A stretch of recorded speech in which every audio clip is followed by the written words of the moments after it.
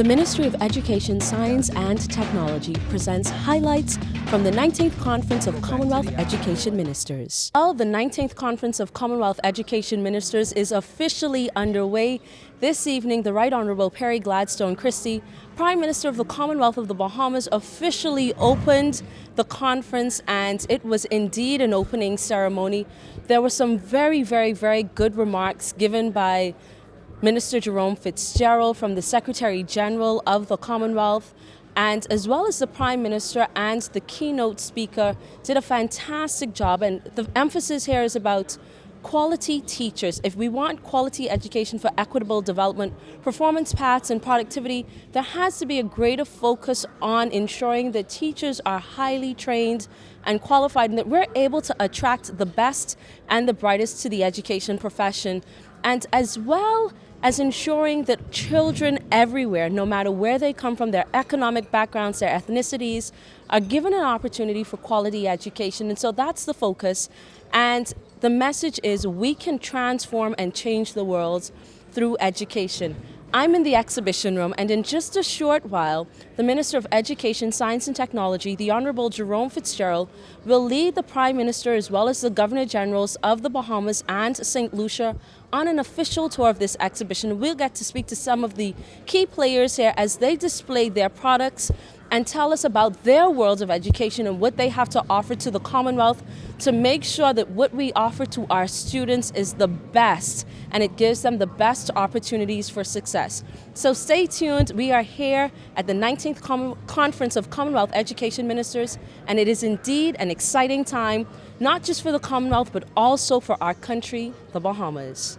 Well, this evening, the Prime Minister of the Commonwealth of the Bahamas, the Right Honourable Perry Gladstone Christie, officially opened the 19th Conference of Commonwealth Education Ministers meeting. And Prime Minister, the audience was quite attuned to what you were saying.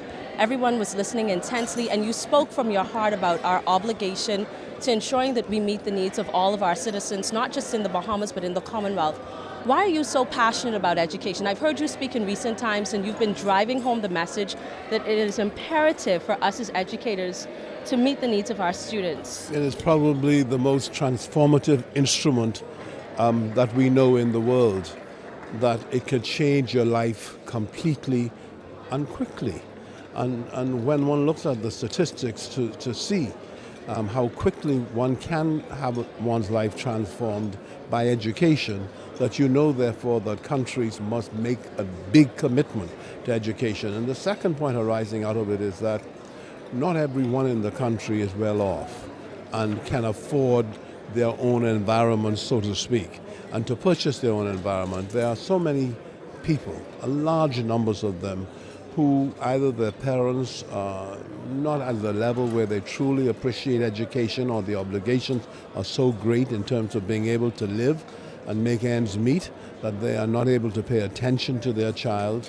And so the child comes to school ill-equipped, sometimes hungry.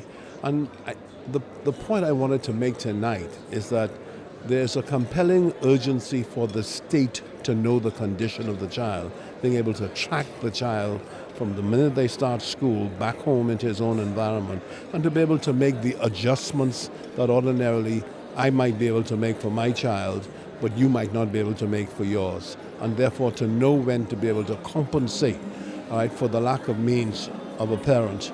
And you know, yesterday, day before, Saturday, I went to Centerville Primary. And I went there, it's in my constituency, and I was faced with volunteerism of a special kind, where there was not one male teacher, no male teacher in Centerville Primary. And 27 volunteers from churches in the community came out and volunteered to be present in the school to give those kids, and particularly male kids, an example of manhood and what men could do. And why that is important, because some of those kids never see a male. They come out of single-parent homes led by their mothers. They never see their fathers, and they therefore go to a school where there are no men. And so really one has to look at education in a complete sense, and I have a major commitment. The good news is I'm so happy with the performance of the Ministry of Education and the Minister of Education, and I think people who come here and have a sense of what our ministry is doing will be very impressed at the progress we're making. Well, this is an awesome opportunity for Bahamians as well to be able to host this conference right here. Ordinarily, we would not have had the Bahamian delegation that we have here. How important is it for the Bahamian delegation that's present at this conference to absorb all that's going on, and how do you think this conference and the involvement of Bahamian educators can impact our education system? Every time we are able to bring in educators or people from around the world who are focusing on education, or for that matter, tourism, any aspect of what happens in the Bahamas will enhance us. And I think in this case, for example, just as we will impress our visitors will be able to pass on to us. And this exhibition, for example, and walking around, I was minded to pick up a little book, a little pamphlet, so that I could sort of see what else I could be taught. And to go and look at African countries and to see what they're doing. And I looked at Kenya and I looked at Mozambique, who have exhibitions here. And to look at what they're doing, very impressive. So really, the whole mix and exposure of the Bahamas to this conference, a very special one, a Commonwealth Education Ministers Conference. It's a huge conference, hugely important, and I think will leave behind lasting and enduring lessons for us. And so I'm very pleased about it, and really, really pleased that I was able to depart from my speech and talk about the disadvantage in our region and the disadvantage in our country, and this need to be able to address them and not limit ourselves to the smartest and the best and the brightest, but to recognize really that old adage, we are only as strong as our weakest link, and therefore to look at the weakest link and bring focus to it. And you know something? The Ministry of Education, I'm pleased, is going to make a special effort beginning in September, right, to do exactly that. Focus on the weakest elements in our school system, young kids who are challenged, who are at risk, and give them more opportunities to be the best they can. And that's what makes me feel very good about the progress we're making. Simon Goodlad is the Executive Director of Nexus, and they are the company responsible for this exhibition. Give us a little background about your company and the whole idea behind this exhibition and how it contributes to the quality of the conference here. Okay, Nikki, thanks very much. Well, my company is a communications and publishing firm. We work with the Commonwealth and have done for 11 years. We've always published the Commonwealth's annual education publication. But back in 2006, we saw an opportunity to work with the Secretariat and the host government then in South Africa to open up a ministerial event that was quite small and with some parallel features into something much more like what you see here today, with an exhibition showcasing good practice in policy and technology, products from around every conceivable sector and every corner of the Commonwealth, but also with a stakeholders forum where every stakeholder, and let's face it, who isn't a stakeholder in education, parents, i.e. end users, right through to suppliers, civil society, private sector, faith schools, meeting with their counterparts and providing recommendations to ministers about how we can collaborate to deliver quality education for all. And I'm delighted to say that working with the host government here, under the inspirational leadership of the Honourable Minister Jerome Fitzgerald, this has been a unique and an unprecedented opening up of 19CCM, and we think this first couple of days before the ministerial meeting has been very exciting, and it presages for a very exciting week coming ahead. Well, tell us some of the countries that are represented here in this exhibition based on whether it's supplies, whether it's best practices, whether it's an NGO. Who are some of the countries that are represented here, okay, and their products? Well, we have an actual government itself, the Ministry of Education from Kenya right in the corner, who are showcasing some of their policies, especially towards achieving universal primary education, to which they've made great strides. And we've also had for the first time ever, we've had 3 official supporters of 19CCM, not just at the stakeholders forum of the ministerial meeting, and they're showcased herein. So we have Kip McGrath Education Centres just behind me here. Now these are Australian, and they are a tutoring service that aims to work with ministers of education to supplement basic education rather than to wholesale replace it with private education. So that's one example. Then all the way from the States we have Promethean in the exhibition, who are partners with the ministry on a very unique public-private partnership where their digital whiteboard technology is helping to bring quality education to the most remote corners of the Bahamas, and hopefully using this platform to the whole Caribbean region. And I guess another example would be from my home city of Cambridge.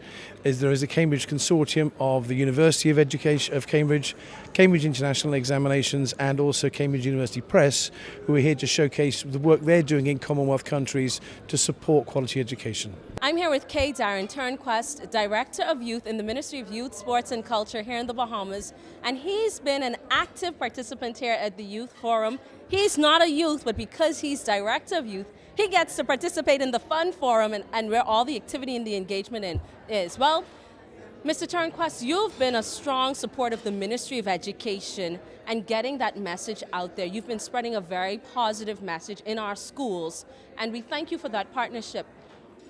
What does this conference, the 19th CCEM, mean for the Bahamas and you as Director of Youth to be able to chair some of the sessions and lead the discussion as it relates to youth issues in the Commonwealth?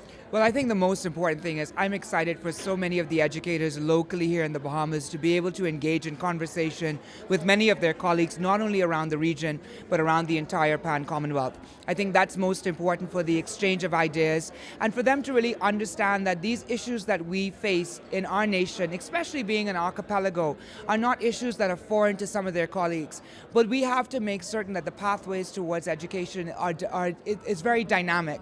And we understand that we have an evolving population of young people. Our strong relationship between education and youth is so important because our educators serve a youthful population, and therefore there has to be a marriage in looking at what the social issues are and what some of the academic issues are. All of those things create the holistic view of what we have called adolescence and the development process, and even early childhood as well.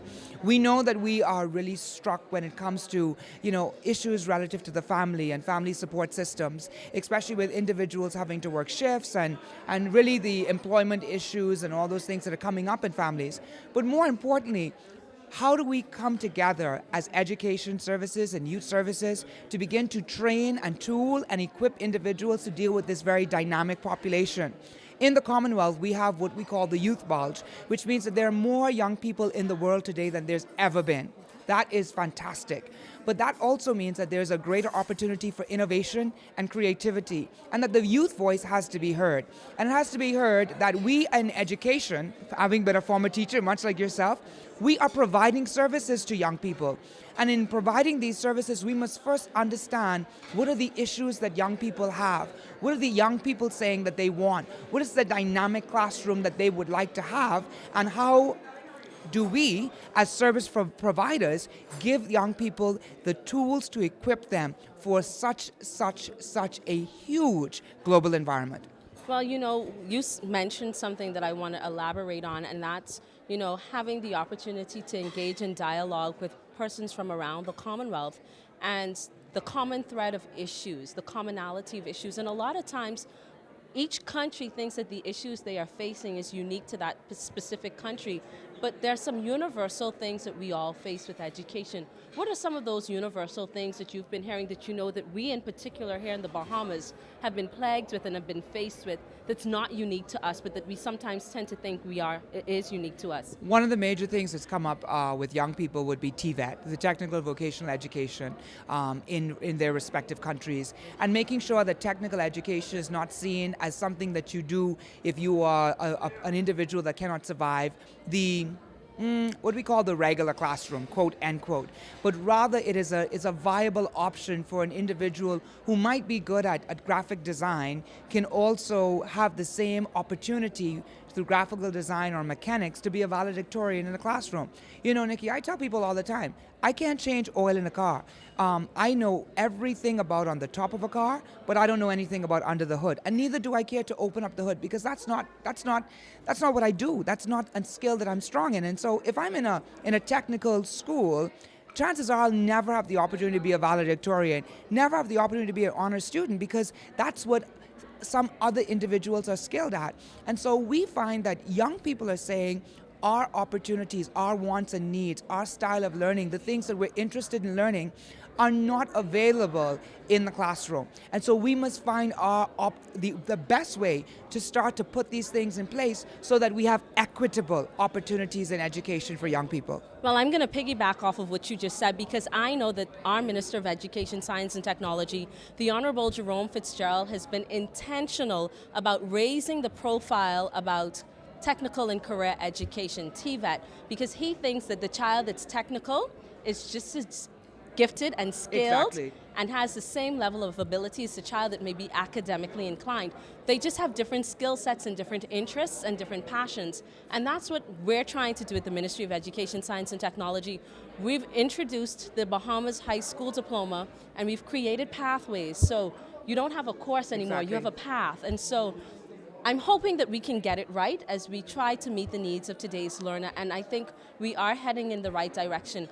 We want to raise the profile of Exactly. technical and career education, technical and vocational education, and so I'm happy that you pointed that out. What I find most fantastic here today is when you are able to see the Minister of Youth, Sports and Culture and the Minister of Education, Science and Technology share a space, cross the floor with one another, share colleagues, interact with individuals. That is really what is most important, because you have two wonderful ministers who are serving a youthful population and exchanging ideas and making young people their business all around in a holistic way. This is what it's all about. This is what we're able to demonstrate at the Commonwealth, that here in the Bahamas we can set the standard, we can push towards some of the best practices, and like some of my colleagues say, proven practices, but I often think that best practices are proven practices. So let's go with that and really do it well. It's better in the Bahamas, and so I want to make sure that it is better for every young Bahamian here in the Bahamas. Well, we are here at the center of it all in the exhibition room, and I'm here with a key player, Mr. Jim Marshall. He's the CEO of Promethean. Over the years, Promethean has become an amazing company in the world of technology. Everybody knows the name. It's synonymous with helping to deliver quality education through technology. Tell us about your company, Promethean, particularly your partnership with the Ministry of Education, Science and Technology. Well, thank you. You're too kind, and I appreciate all the kind words about Promethean. And we really want to help children, help parents, and help educational systems drive engagement and performance. So if you want to think about 4 words about Promethean, we're 4 words. The first is connection, the second is student, the third is teacher, and the fourth is engagement. And those 4 words encompass what we really want to drive. We want to connect the students and the teachers to engage. And when you do engagement, you advance the performance. Well, the whiteboards have become the norm in schools now. The typical chalkboard no longer exists in many schools. What was the motivation and the concept behind Promethean and having this whiteboard that does so much more than what your typical chalkboard can do? Right. So I will take you a little bit further back than that. And at Apple, when we launched the one-to-one initiative for a laptop for every child, Promethean later launched computer boards. And so if you think of laptops for a minute, we moved the technology level in the back of the classroom up all of a sudden with laptops. There was nothing in the front.